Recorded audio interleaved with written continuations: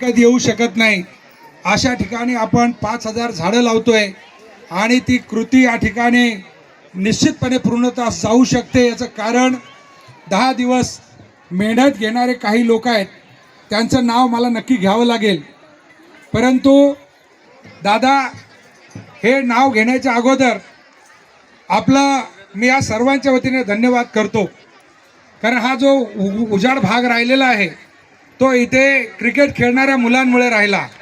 कारण ही क्रिकेट खेळणारी मुलं नसती तर मात्र झोपड्या आकात सर्व पार झाल्या असत्या। आणि मी आपल्याला भेटून माझे काही विकास कामं आहेत जे वन विभागाच्या संबंधित होते, आपल्याला मी भेटलो, आपण मला रेपाळे साहेबांचा नंबर एक्सचेंज करायला सांगितला, तो मला भेटला, त्यांचा मेसेज आला की 4 दिवसानंतर आपण भेटतोय। ते भेटले नाही, परंतु वळवी साहेब आणि मुठे साहेब भेटले। ते भेटून मी सविस्तर चर्चा केली की काय करायचे, आपण कशी झाडं लावलीत, वरती काय आहे। मात्र एक अशी घटना घडली की त्याच दिवशी काही लोकांनी आता इथे काहीतरी होईल तो पीचच तोडून टाकला। आणि मी म्हणालो पीच तोडायला किती मेहनत लागते, म्हणजे 1000 झाडं तोडायला जेवढी मेहनत लागत असेल तेवढं ते पीच तोडायला, कारण कॉन्क्रीटचं केलं होतं त्यांनी। आणि मी ते बघायला आलो, परत एकदा नाईक साहेबांची भेट झाली, योगायोगाने मी ते सांगितलं, त्यांनी अधिकाऱ्यांना फोन करून सांगितलं की अरे पोरं क्रिकेट खेळतात, ज्याच्यामुळे ती जागा वाचली। आणि मग ह्या जागेचा प्रवास सुरू झाला। मी इकडे प्रत्यक्ष येऊन पाहिलं आणि माझी नजर ज्याच्यावर पडते ते म्हणताना की वक्रदृष्टी ज्याच्यावर पडते, मला मोकळी जागा दिसली की माझी नियत खराब होते। आणि ती नियत खराब झाली की अशा प्रकारे हजारो लोक आणून हजारो झाडं लावतो आणि डोंगर हिरवागार करतो। तसा बघायला गेलं तर मी झोपडपट्टीचा नेता आहे, झोपडपट्टीचा कार्यकर्ता आहे, परंतु हे काही झोपडा रेपाळे साहेब मी घातलेला नाही, घालत पण नाही। परंतु ज्या गरिबांनी कष्टाने झोपडी उभी केली ती मात्र तोडून देत नाही, कारण ती त्यांच्या कष्टाने त्यांनी उभी केलेली असतात। गरीब माणूस कधीच या ठिकाणी अशा प्रकारे हवरटपणा करत नाही, परंतु त्याच्या आडून काही लोक निश्चितपणे ते काम करतायत। तर त्यामुळे हे जे आमचं सैन्य आहे हे घेऊन जर आम्ही विचार केला तर आपला हा जो वन विभाग आहे, हा वन विभाग अगदी नेरूळपासून तर आपल्या दिघ्यापर्यंत, पारशी खिलपर्यंत हिरवागार झाल्याशिवाय राहणार नाही। ही हजारो लोक इथं आहेत। मी आपणाला विनंती करतो की आपण आम्हाला फक्त सहकार्य करायचं आहे, ह्या लाल फितीच्या थोडं बाजूला ठेवायचं आहे। खरं तर CSR नावाची गोष्ट मला आवडत नाही। आमच्या देशाने ग्लोबलायझेशन स्वीकारलं, आम्ही LPG ग्लोबलायझेशन, लिबलायझेशन, प्रायव्हेटलायझेशन, आता LPGचा फुल फॉर्म काही लोक मराठीत खूप जोकिंग पद्धतीने घेत आहेत आणि ते आम्हाला कधी कधी असं वाटतं तेच आहे त्याचा अर्थ। भ्रष्टाचाराचं एक गोंडस नाव आहे CSR, आणि त्यामुळे CSR वाले आपलं नाव त्या ठिकाणी करावं, आपण फोटो काढावेत आणि त्याच्यातनं मोठमोठ्या कंपन्याकडनं CSR घ्यावं आणि आपली 10-20 लोक त्या ठिकाणी ठेवावेत।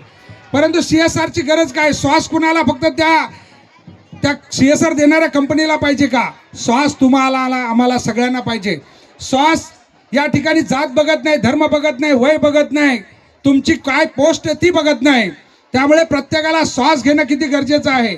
आज आपण पाहतोय की हा जून महिना संपत आलेला आहे आणि संपता देखील तुमच्या डोक्यावर तीव्र अशा प्रकारचं ऊन आहे आणि ह्या उन्हामध्ये तुम्ही बसलात। याला जबाबदार शासन नाही आहे, याला जबाबदार प्रशासन नाही आहे, याला जबाबदार सर्वस्वी आपण आहोत, कारण आपण म्हणजे सरकार आहोत, आपण निवडून दिलेलं सरकार म्हणजे आपण आहोत। आणि त्यामुळे आपल्या ज्या चुका झालेल्या असतात त्या चुका दुरुस्त करायची जबाबदारी देखील आपली आहे। आणि म्हणून आज प्रत्येकाने एक पेड़ माँ के नाम, आपल्या आईवर जर आपण खरंच प्रेम करताय तर आपण या ठिकाणी झाड लावायचं आहे। आणि त्या झाडाच्या याने जसं आपण खूप मोठे कमिशनर झालात, शिकून मोठे झालात, पण आठवड्यातनं एकदा आईला भेटायला जाताना त्या पद्धतीने आपण ह्या झाडाला भेटायला आठवड्यातनं एकदा या।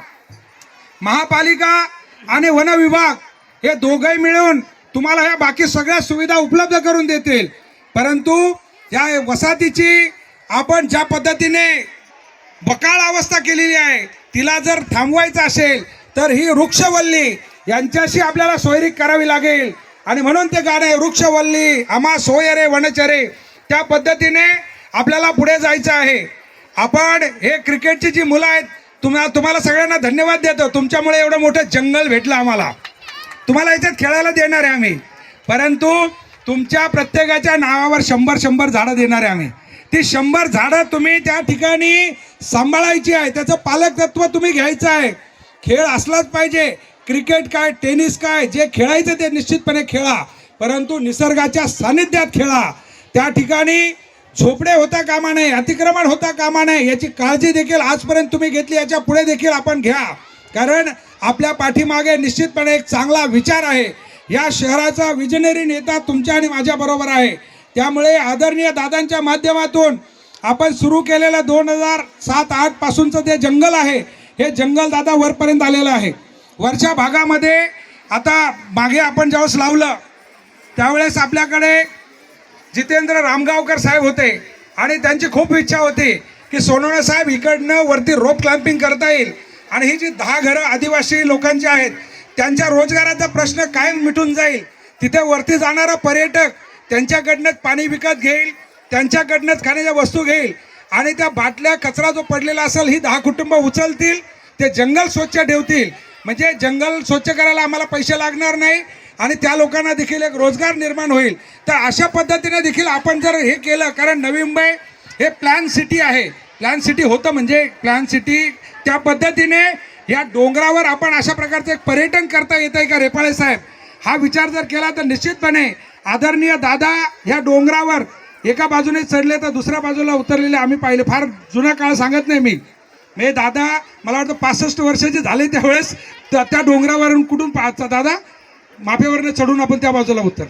तर हे अख्खा डोंगर पदक्रांत करणारे नेते, त्यांना डोंगराचा इंच भाग माहीत आहे. जर आपल्याला चांगलं करता येत असेल तर निश्चितपणे आम्ही सर्व आपल्या बरोबर आहोत. इथे आम्ही 1 किलोमीटर लांबून तळ्यावरनं पाणी आणलेलं आहे. या विहिरीला देखील आता आपण पुनर्जीवित करतो आहोत. ते विहिरीला पाणी चांगलं आहे. या पाण्यातनं देखील आपण ही दादा विहीर ही ज्यावेळेस ही अश्विन क्वारी घाटकोपरवरनं इकडं आली, हे स्वातंत्र्य काळातच ती पहिली क्वारी आणि प्यायला इकडं कुठंच पाणी नव्हतं. त्यावेळेस ही 60 फूट खोल विहीर खोदली त्या लोकांनी आणि हे पाणी ह्या क्वारीवर त्या ठिकाणी पित होते. तर ती विहीर देखील याच्या माध्यमातून जिवंत झालेली आहे. दादा आपण एक खूप चांगली संधी या आपल्या माध्यमातून ही वनराई खुलवण्यासाठी दिली, त्याबद्दल मी आपलं मनपूर्वक आभार मानतो. खरं तर आज आम्हाला सर्वांना एक वेगळ्या पद्धतीने वृक्ष लागवडीसाठी प्रेरित करणारं एक व्यक्तिमत्व, त्यांना बोललो तुम्ही बोला, परंतु संदीप नाईक साहेबांना खरं बोलायला पाहिजे होतं आपण, परंतु नंतर निश्चितपणे आपण एक विशेष परत कार्यक्रम घेऊ आणि इथं परत एकदा येऊ. आणि त्यामुळे मी पुन्हा तुमचा देखील मनपूर्वक आभार मानतो. वळवी साहेब, आपण मुठे साहेब तर रात्री पण असतात इथं, हे काही अधिकारी निश्चितपणे काम करतायत. तुम्ही दोघांनी आम्हाला खूप उशिरापर्यंत रात्री थांबून मदत केलेली आहे. मी तुमचं मनपूर्वक आभार मानतो. ज्यांचं नाव घेतलेलं नाही आहे त्यांचे देखील आभार मानतो, कारण नाव घेतलं तर सगळेच नावं घेण्यासारखे आहेत. पण आता 10 लोकांची नावं तर इथं घ्यावीच लागतील आणि ते नावं मी घेणार नाही, या ठिकाणी अमोल घेणार आहे. त्या 10 लोकांचा सत्कार इथे दादांच्या हस्ते झाला की नंतर दादा